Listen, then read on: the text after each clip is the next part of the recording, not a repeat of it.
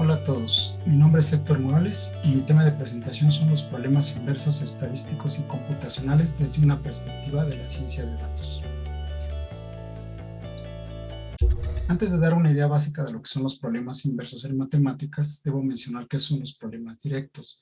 Recordemos que las leyes de la física, que se han construido a partir de la evidencia experimental, nos permiten hacer predicciones mediante modelos matemáticos concretos que se construyen bajo un marco teórico lógico. Esto define un problema directo. Por otro lado, ha cobrado gran relevancia el llamado aprendizaje automatizado, Machine Learning, como parte de la investigación en computación en inteligencia artificial, ingeniería y estadística. Ahí se han propuesto modelos no mecanicistas que requieren de un mínimo de conocimiento a priori, no necesariamente causal o explicativo del fenómeno en cuestión. La tendencia es combinar ambos enfoques para mejorar la extracción de conocimiento científico. Por otro lado, los problemas inversos coinciden con el método inductivo aquí ilustrado. Los problemas inversos son formalmente familias de métodos que nos permiten dilucidar el flujo y transformación de la información que tenemos o queremos extraer de un experimento. Aunque hay aspectos puramente matemáticos o computacionales, los problemas inversos coinciden con la inferencia estadística en un esquema más amplio como mostraremos a continuación. El tema es política pública en COVID-19, inferencia bayesiana en acción. Temas relacionados son inferencia estadística, ecuaciones diferenciales, métodos Monte Carlo vía cadenas de Markov y bases de datos. Grupo de trabajo, el maestro en ciencias Eric Guerrero, egresado de la MACMAI, y el doctor Gabriel Núñez del área de probabilidad y estadística. Les presentamos en las primeras dos gráficas los datos de casos semanales confirmados de infectados y muertes durante la pandemia de COVID-19 en México. Lo primero que podemos observar es el desarrollo de 3 picos en ambas clases o compartimentos, lo que da lugar a hablar de 3 olas, que es en parte lo que queremos modelar. Nuestro modelo base es el modelo de susceptibles, infectados, recuperados y muertos, ¿cierto? Adoptamos este modelo porque contiene a dos de las clases de las que poseemos datos. Por otro lado, adoptamos un modelo de tasa de transmisión beta dependiente del tiempo, cuyos parámetros queremos investigar.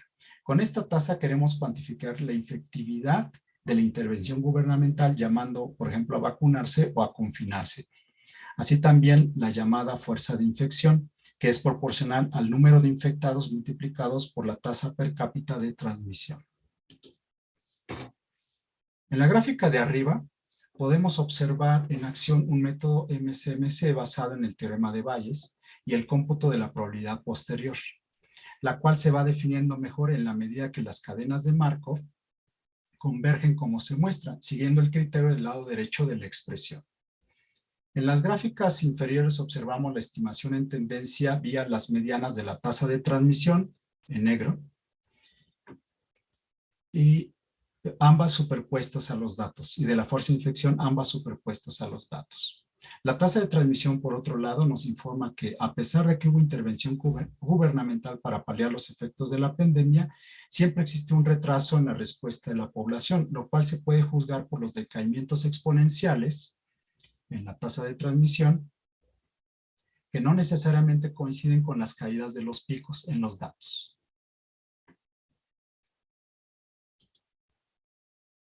En estas gráficas se muestra la evolución temporal de las distribuciones marginales de los parámetros del modelo. En la figura de arriba a la izquierda se muestra que la distribución de valores de la tasa de mortalidad disminuyó y se movió a menores valores. Esta es la primera ola, segunda ola y tercera ola. En la figura de arriba a la derecha se muestra la intensidad de la tasa de transmisión y su disminución. Primera ola, segunda ola, tercera ola, con un movimiento tipo enroque. Abajo a la izquierda se muestra la intensidad de la intervención gubernamental, mu. A mayor mu, mejor la eficacia de la intervención. Aunque al principio disminuyó sus valores, después aumentó junto con su dispersión, lo cual significa que la intervención mejoró un poco. La última gráfica muestra el grado de incertidumbre para el cálculo de la tendencia de los infectados y muertos. En estas 4 gráficas mostramos las estimaciones puntuales de las medianas de cada clase en el modelo SIR, susceptibles, recuperados, infectados y muertos. Como contamos con datos en infectados y muertos, podemos estimar bandas de probabilidad al 95% en ambas clases como se muestra, lo que significa que podríamos reproducir el experimento, en realidad los conteos, y la mayor parte de ellos tendrían que ir cayendo dentro de las bandas de probabilidad. Este es otro tema de modelación llamado difusión y transporte de fármacos en tumores sólidos. Los temas involucrados son microhidrodinámica, caminatas aleatorias, difusión, tumores sólidos, evidencias son imágenes tomográficas y análisis de texturas. El grupo de trabajo es el doctor Luis Alberto Medina del Instituto de Física de la UNAM y el maestro en ciencias Víctor Manuel Pérez Vera. El desarrollo experimental se llevó a cabo en el Laboratorio de Física Médica e Imagen Molecular Micropet SPECT-CT del Instituto de Física de la UNAM, localizado en el Instituto de Cancerología. Ahí se desarrollan fármacos marcados con material radiactivo y los vectores que los transportan, en particular los llamados liposomas, que son pequeñas vesículas nanométricas de bicapas fosfolípidas de origen vegetal cubiertas con polímeros hidrofílicos. Este diseño de vector disminuye los daños colaterales de las quimioterapias, reduciendo toxicidad y aumentando la biocompatibilidad, dirigiendo los fármacos a células específicas. Por otro lado, las emisiones fotónicas de los radiofármacos son proporcionales a la concentración de la actividad metabólica en el tejido, como se muestra en el tono azulado, en el tumor en las figuras tomográficas de la derecha. Contamos con evidencia estructural y funcional de la complejidad del microambiente tumoral, como se muestra en estos diagramas. Arriba a la izquierda, observamos la microestructura de la capilaridad y su rasgo más importante, su irregularidad. A la derecha arriba se muestra una caricatura de un tumor irrigado por varios vasos capilares defectuosos o colapsados y un núcleo necrótico. Abajo a la izquierda está la composición promedio de un tumor sólido, una vasculatura del 5% de la masa total, un 35% del fluido intersticial y el resto, 60% de la masa celular y la matriz de colágeno principalmente. A la derecha, abajo se muestra la caída de la presión del fluido intersticial, la cual va de mayor a menor conforme uno va del centro a la periferia para 2 distintos tamaños de tumor.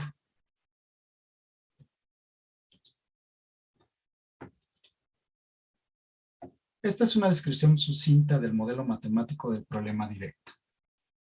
Estamos en el régimen sobreamortiguado, dominado por la difusión con números de Reynolds del orden de 10 a la menos 3 y números de Peclet del orden de una decena o menos. Las escalas espaciales varían de las micras a los milímetros.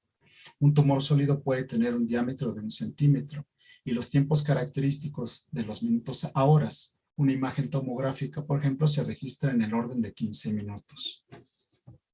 El modelo base es la ecuación diferencial estocástica de Langevin que dicta el movimiento de partículas brownianas, en este caso los radiofármacos.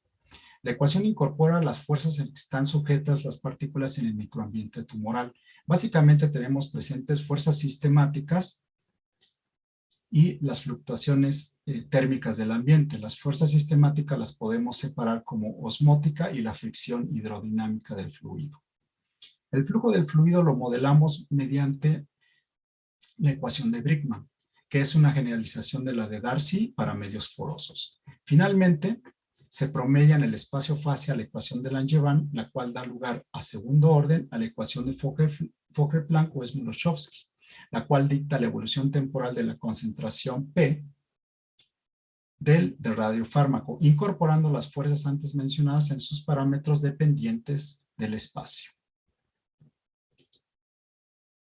Contamos con evidencia experimental de datos provenientes de imágenes tomográficas tomadas a distintos tiempos, 0, 1 y 3 horas, de 2 distintos tumores.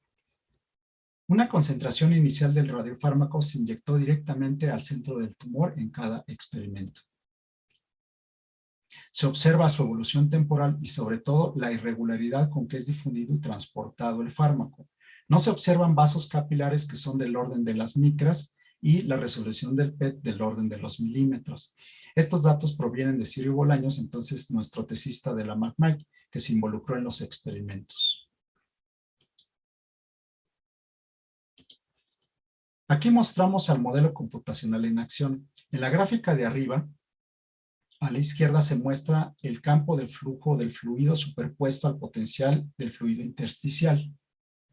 El flujo entra por la tapa de arriba, la parte de arriba, pero disminuye su intensidad debido a la presencia del potencial intersticial en color. A la derecha arriba se muestra el potencial osmótico, que da cuenta de las distribuciones irregulares de la masa tumoral y de las fibras de colágeno presentes en el tumor. Finalmente, se puede observar en la animación la condición inicial a la izquierda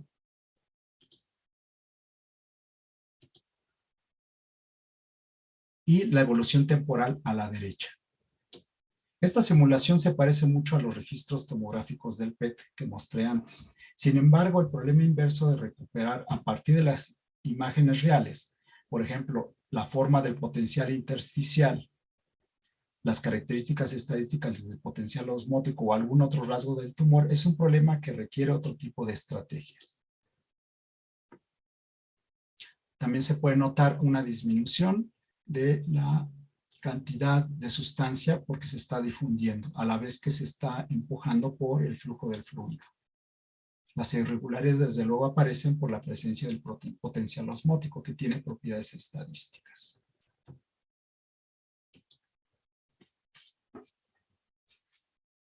En general, en la investigación experimental, las imágenes que se obtienen se analizan directamente por medio de descriptores de textura. En esto consiste la radiómica de la física médica y la ingeniería biomédica, que retoman métodos de inteligencia artificial y machine learning para poder clasificar y tomar decisiones para un mejor diagnóstico.